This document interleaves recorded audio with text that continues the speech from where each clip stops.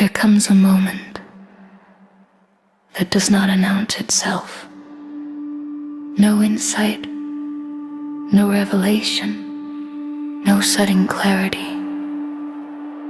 Just a quiet sense that something no longer works. The practices that once brought relief now feel mechanical. The words that once opened space now fall flat. Even silence no longer does what it used to do. You sit, you listen, you remain, and yet nothing resolves.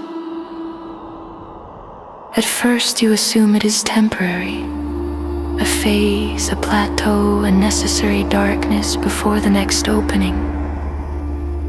You wait, you continue, but the movement forward does not return. Not because you are stuck, but because the very idea of moving forward has begun to feel false. This is where the crack begins.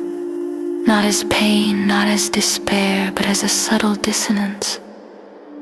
A feeling that the question itself has become exhausted. You realize you no longer know what you are supposed to do next. And more unsettling than that, you realize you no longer care to know. This is not resignation. It is not giving up. It is the beginning of something unnamed. The mind tries to intervene. It suggests effort, refinement, a deeper practice, a truer teaching. But each suggestion feels hollow before it is even completed. As if the machinery of seeking is still turning but no longer connected to anything real. You begin to notice how much of your life has been organized around direction. Toward healing, toward understanding, toward becoming more aligned, more awake, more whole. Direction gave meaning. Even suffering had purpose, as long as it was on the way to something. But now, direction dissolves. Not violently, not dramatically. It simply stops convincing you. And without direction, something essential begins to wobble. Because direction was never just about growth. It was about identity. Who you were depended on where you were going. A seeker, a practitioner, someone on a path, someone becoming. But when becoming loses its appeal, the one who was becoming has nowhere to stand. This is the first fracture, not a breakdown, a loss of orientation. You wake up one morning and notice that the familiar inner momentum is gone. There is no urge to improve yourself, no excitement about insight, no hunger for the next realization, and strangely, no sadness about it either. Just a quiet, unsettling neutrality. The mind searches for language. It tries to name what is happening: burnout, spiritual fatigue, depression, integration phase. None of these fit, because what is happening does not feel pathological. It feels accurate, as if something dishonest has quietly withdrawn.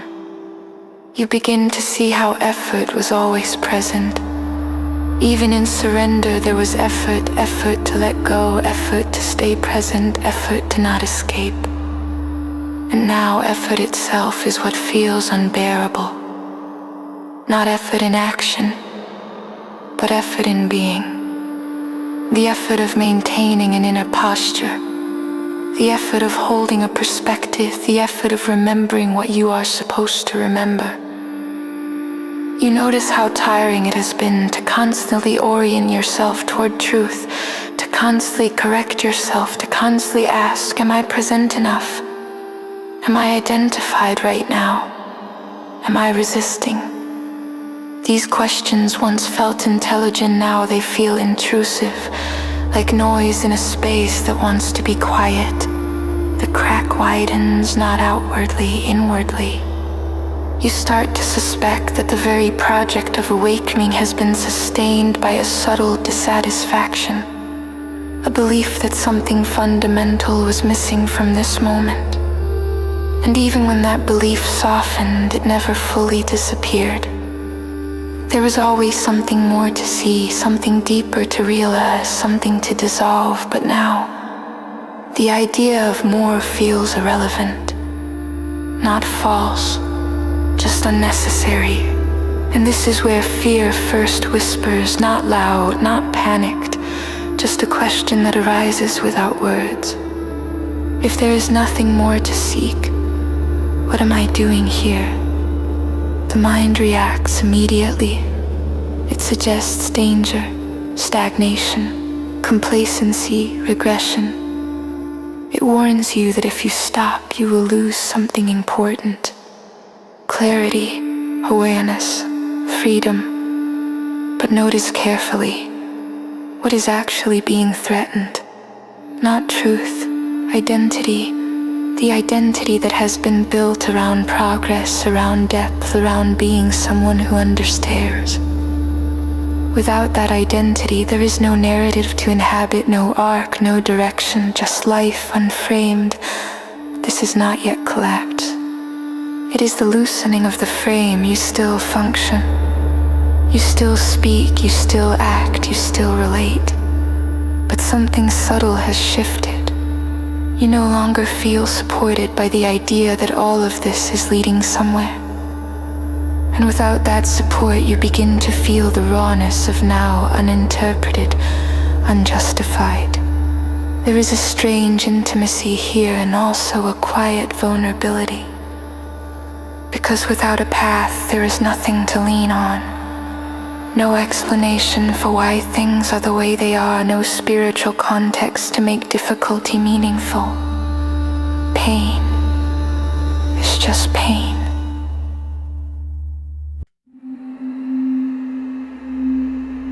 Joy is just joy.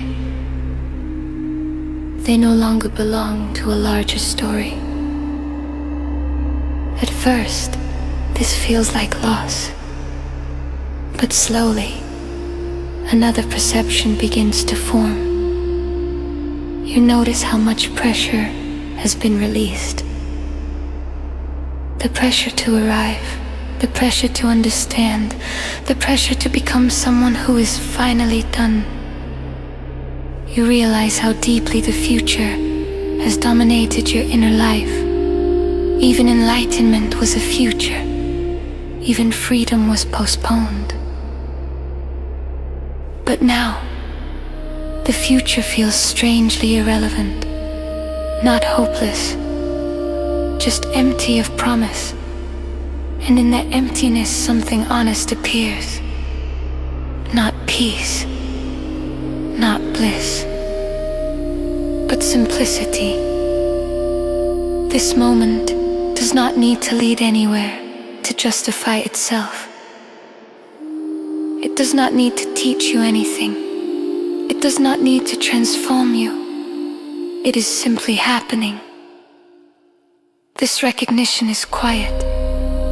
So quiet that the mind almost misses it. But something in you relaxes in response. Not because things are resolved, but because they no longer need to be. The crack continues to widen. And with it, the sense that whatever is coming next will not be something you do. It will be something that happens when doing finally exhausts itself. For now, there is nothing to conclude. Only this. The path is no longer convincing. And you are still here. You no longer need to turn experience into wisdom. But on the other hand, there is exposure. Without meaning, there is nothing to hide behind. No story to soften disappointment. No lesson to redeem loss. You feel life more directly. and that directness is not always pleasant. At times, it feels unbearably ordinary. At other times, it feels raw and intimate. But it never feels heroic. The mind resists this strongly. It tries to restore significance. It suggests new frameworks, new philosophies, new metaphysics, new spiritual narratives. But each attempt feels artificial, as if you are trying to decorate a space that no longer wants furniture. The collapse of meaning is not a failure of intelligence. It is the exhaustion of a function. The function of interpretation has simply reached its limit, and beyond that limit, it cannot operate. This is where many turn back, they re-adopt belief, they choose a story. They decide that meaning is necessary and re-enter the world of explanation. Not because it is true, but because it is comforting. But if you remain here, if you do not retreat, something unexpected begins to appear. You notice that even without meaning, experience continues effortlessly. Breathing happens, movement happens, response happens. Life does not pause to wait for interpretation. It does not ask to be understood. It simply unfolds, and slowly, a strange insight emerges. Perhaps meaning was never what made life alive. Perhaps it was only what made life manageable. Perhaps life has its own intelligence that does not rely on explanation. This does not bring peace. Not yet. But it brings honesty. You stop pretending that you know why things are happening. You stop claiming understanding where there is none. And in this humility, something softens. The need to position yourself as someone who gets it dissolves. You no longer need to have a relationship with reality. You are already in it. The collapse of meaning does not end the story, but it strips the story of authority. Words lose their power to dominate experience. They become descriptions again, not explanations. And in the absence of explanation, you find yourself closer to what is happening than ever before, unprotected, uncertain, present. This is not liberation. This is exposure. And it is not finished.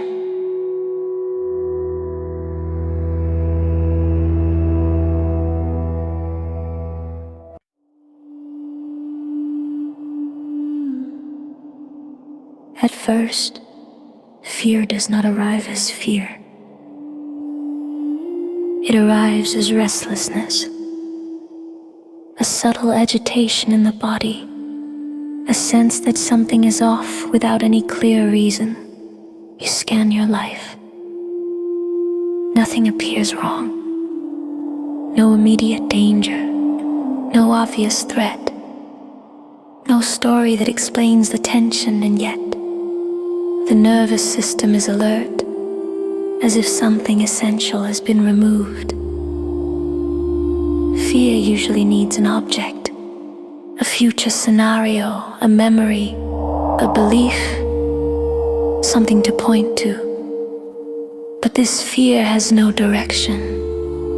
It does not say, "This might happen." It does not warn you of loss, failure, or death. It is simply present, unattached. And because it has no object, the mind cannot manage it.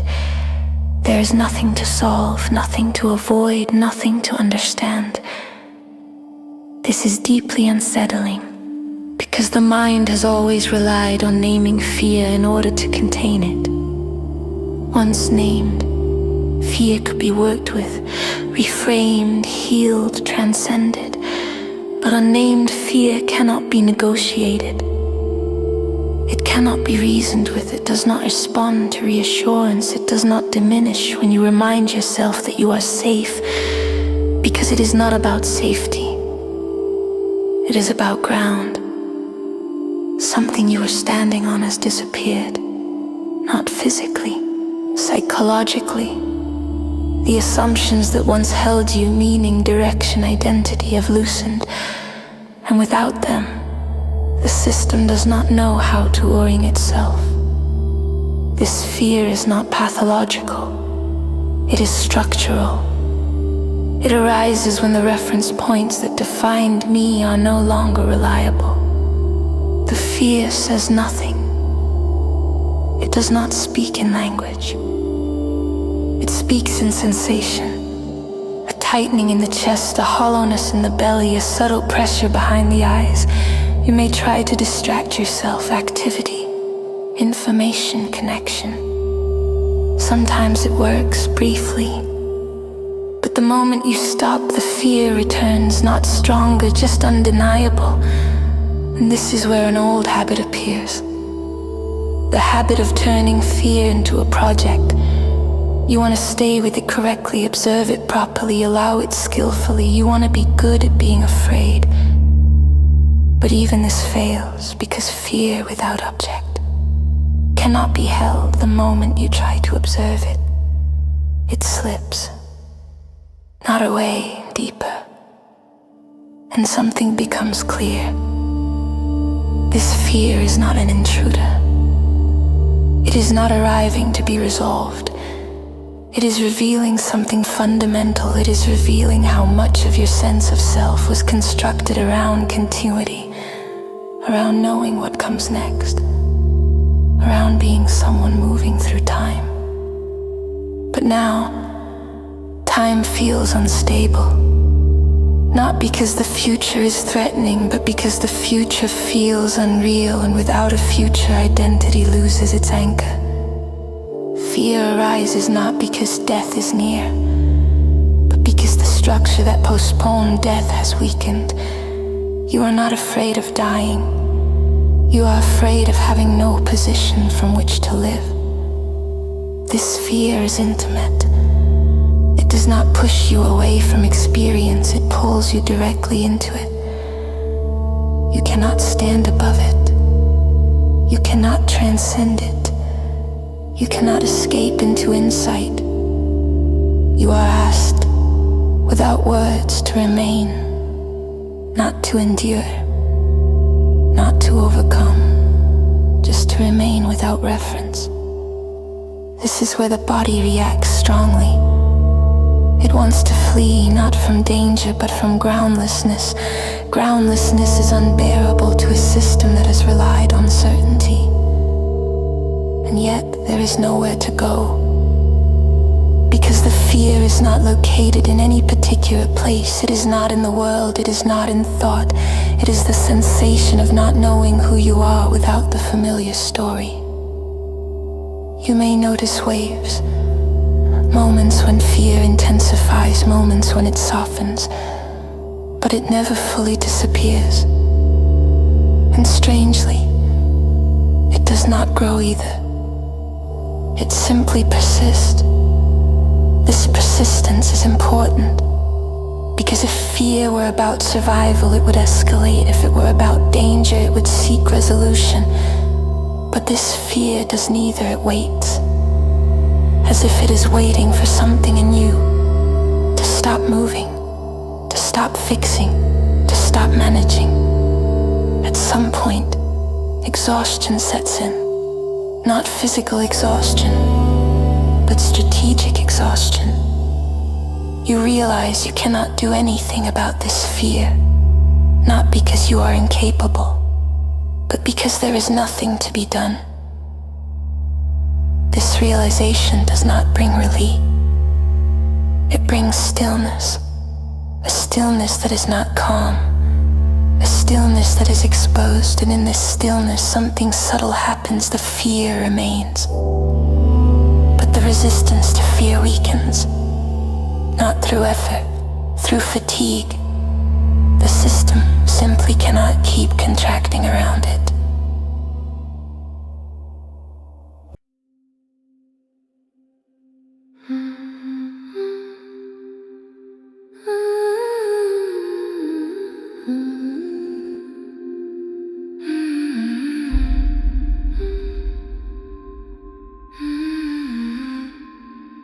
and for brief moments, almost imperceptible,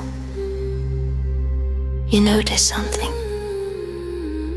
The fear is happening, but it is not happening to you.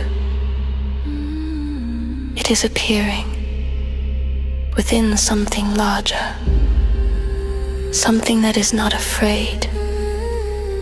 This is not a conclusion. It is not an insight. It is a fleeting perception, like noticing the sky behind a storm. The storm does not end, but its totality is questioned. Fear continues, but its authority diminishes. You do not become fearless. You become less defined by fear. And this changes the texture of the experience. Fear loses its urgency. It no longer demands action. It no longer insists on resolution. It simply exists as sensation. And sensation, when not resisted, is surprisingly tolerable, even intimate, even alive. This is not courage. Courage still implies a doer. This is something quieter, a willingness to not know what you are while still being here. The fear does not disappear, but it no longer defines the situation.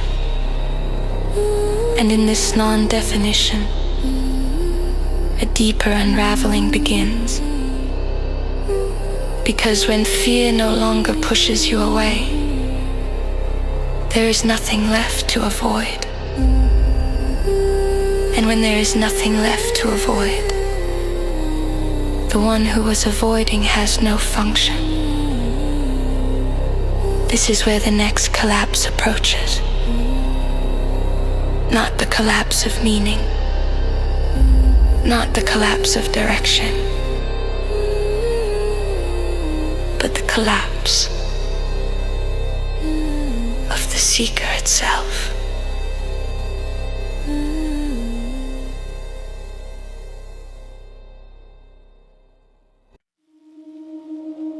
The seeker does not end in a moment of triumph. There is no final insight that renders it obsolete.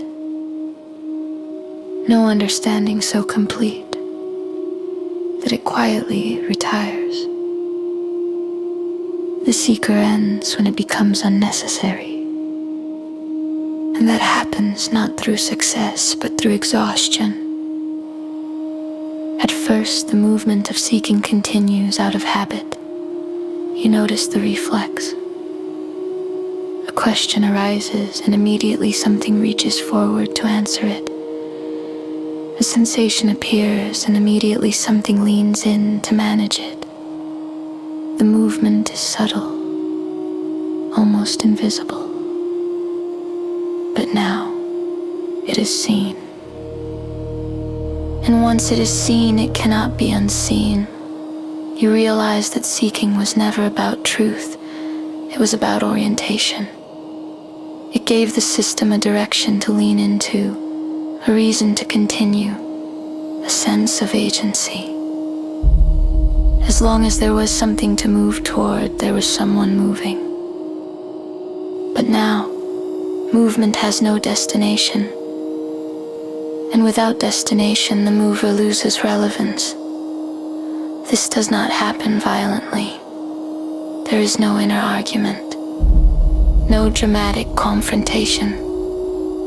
The seeker simply begins to stall. It tries to generate interest. It suggests new territories, subtler awareness, deeper embodiment, cleaner presence. But these suggestions no longer carry energy. They feel repetitive, predictable. You already know where they lead, not because you have completed them, but because you see the pattern. They all promise arrival, and arrival no longer convinces you. The seeker depends on postponement. It depends on the belief that fulfillment lies somewhere else, even if that elsewhere is subtle, refined, or non-dual. But now, elsewhere has lost credibility. You notice something important. Seeking is effortful. Even when it pretends to be effortless, it requires maintenance, a constant adjustment of attention, a constant monitoring of state, a constant remembering of what you are supposed to be doing. And that effort has been running in the background for years, quietly, relentlessly. Now the system begins to tire in a deeper way. Not tired of practice, tired of posture, tired of maintaining an inner stance toward experience, tired of being someone who is oriented towards something. The fatigue is existential. It reaches the level of identity. You begin to notice moments when the seeking simply stops. Not intentionally, it just doesn't show up. A sensation arises and nothing moves toward it. A thought appears and nothing engages it. Life happens without commentary. At first, these moments are brief. They pass quickly. The seeker reasserts itself. It says, "Be careful. You're spacing out, you're missing something." But over time, these moments grow, and with them a surprising discovery. Nothing collapses when seeking stops. The body does not disappear, function does not break down. You do not become passive. Action still happens, speech still happens, decision still happens, but they happen without an internal manager, without a reference point called me overseeing the process. This is deeply disorienting, because the seeker believed it was necessary. It believed it was the one holding everything together. But now, life reveals that it has been moving on its own all along. The seeker was not the engine. It was commentary. It was narration. It was orientation, not operation. This realization is not so akwachi. It is quiet, almost disappointing, because it does not feel like achievement. It feels like redundancy. The seeker realizes, not in words but in sensation, that it has been trying to improve something that was never broken, trying to arrive somewhere that was never distant, trying to become someone who was never required. This does not produce relief immediately. There is grief here, not emotional grief, functional grief, the grief of losing a role that once provided meaning. The seeker gave you something to do. It gave you a reason to wake up, a sense of purpose. Without it, there is a strange emptiness. Not the emptiness of despair, the emptiness of openness. Nothing pulls you forward, nothing pushes you back. You are not resisting life, but you are not pursuing it either. This neutrality feels unnatural at first, because the nervous system has been conditioned to movement, to optimization, to becoming. Now, there is nowhere to go, and no one to go there.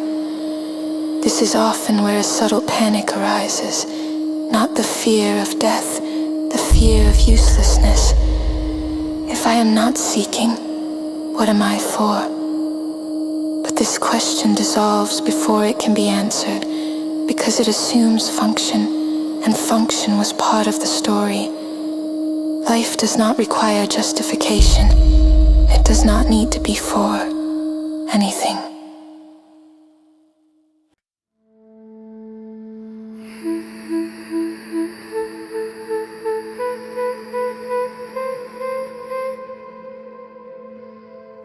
This recognition is destabilizing and freeing at the same time. The seeker fades not because it is defeated, but because it is no longer relevant. like a tool put down when there's nothing left to fix. You do not kill the seeker. You do not transcend it. You outgrow the question it was trying to answer.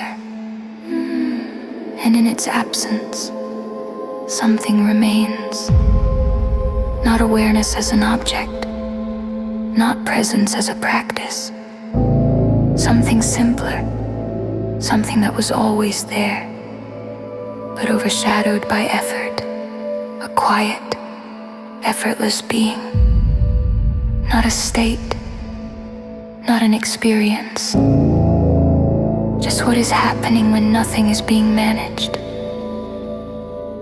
This is not the end, but it is the end of someone. And what comes next cannot be claimed. It cannot be owned. It cannot be used to build a new identity. Because the one who would claim it is no longer active. There is only what remains when claiming stops. And that is where the final part begins. Not as a conclusion, but as an unveiling of what was never involved. What was never touched, what remains, does not arrive. It does not enter the scene after the seeker leaves. It was never waiting for the collapse to happen. It was simply unnoticed while attention was busy elsewhere. When the seeker falls silent, there is no dramatic shift, no expansion, no radiance, no sense of finally. Just this, exactly this. The ordinary sound of breathing, the weight of the body, the movement of thought, or its absence. Nothing special happens, and that is the point, because what remains has never been special. It has never needed emphasis to exist. It has never depended on clarity or purity or understanding. It has never participated in the story of awakening. Awakening was a story told about it, but it was never involved. This is often misunderstood. People imagine that when the seeker ends, what remains will feel profound. But profundity is still an effect, an impression. What remains does not impress. It does not elevate experience. It does not make life feel significant. It does not reassure you that everything is okay. It simply does not interfere. And in that non-interference, life unfolds without obstruction. Thoughts arise, they are not owned. Sensations appear, they are not interpreted. Emotions move, they are not referenced back to an identity. There is no center coordinating this, no witness standing apart, no awareness watching from a distance. Just experience happening, and yet there is no confusion. Because confusion requires someone to be confused. There is no clarity either, because clarity requires contrast. What remains is prior to clarity and confusion, prior to insight and ignorance, prior to fear and relief. It does not know itself. It does not recognize itself. It does not affirm itself as anything. It simply is. This can feel disappointing to the mind, because the mind expected resolution, closure, a final understanding that would make sense of everything. But what remains does not resolve the story. It dissolves the need for one. Life no longer needs to be understood.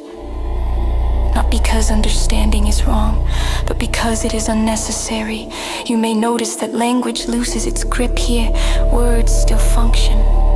They describe, they communicate, but they no longer claim authority over what is happening. They are no longer used to position a self. This is not silence. Thought may continue, conversation may continue, but language no longer stands between experience and itself.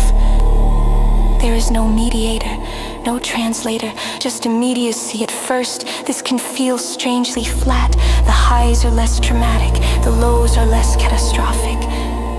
Life evens out, not because emotion disappears, but because interpretation stops amplifying it. Nothing is added.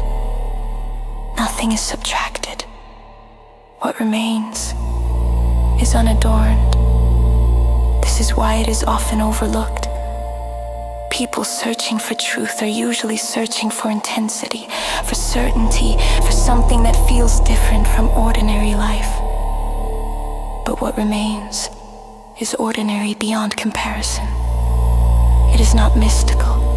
It is not sacred. It does not glow. It does not promise. It does not warn. It does not care whether you notice it or not. And yet, nothing happens without it. It is the ground that does not announce itself, the space that does not need to be held, the openness that does not belong to anyone. It was present during confusion, present during seeking, present during collapse, untouched by all of it. This is not something you realize. Realization implies a shift, a before and after. This has no before, it has no after. It was never hidden. It was only ignored because attention was occupied with becoming, occupied with fixing, occupied with arriving. Now, attention has nowhere to go. Not because it is controlled, but because there is no incentive to move. And in this non-movement, what remains is obvious. Not obvious as knowledge, obvious as fact, like gravity, like space, like the fact that experience is happening at all. There is no gratitude here.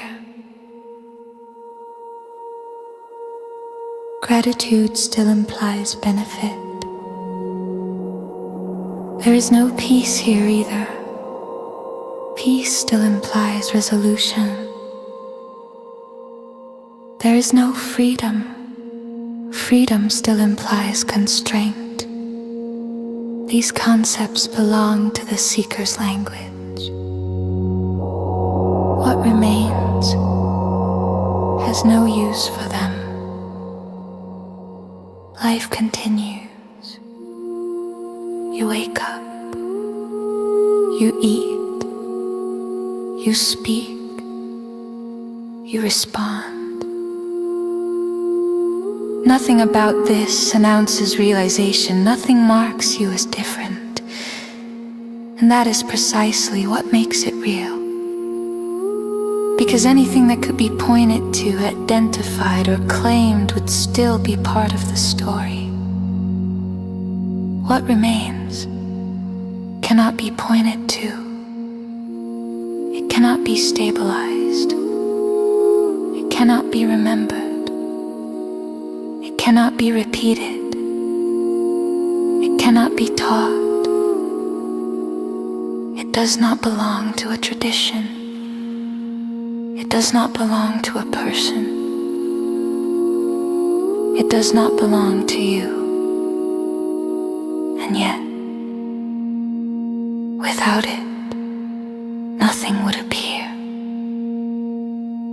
Not the seeker, not the path, not the collapse, not this moment. It has never been involved, never threatened, never altered, never improved, never diminished. It was here before the question arose.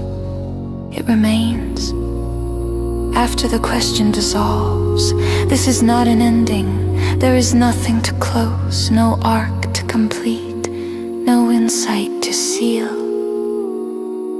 Just the simple fact that experience is happening. Without explanation, without ownership, without distance, and nothing more is required.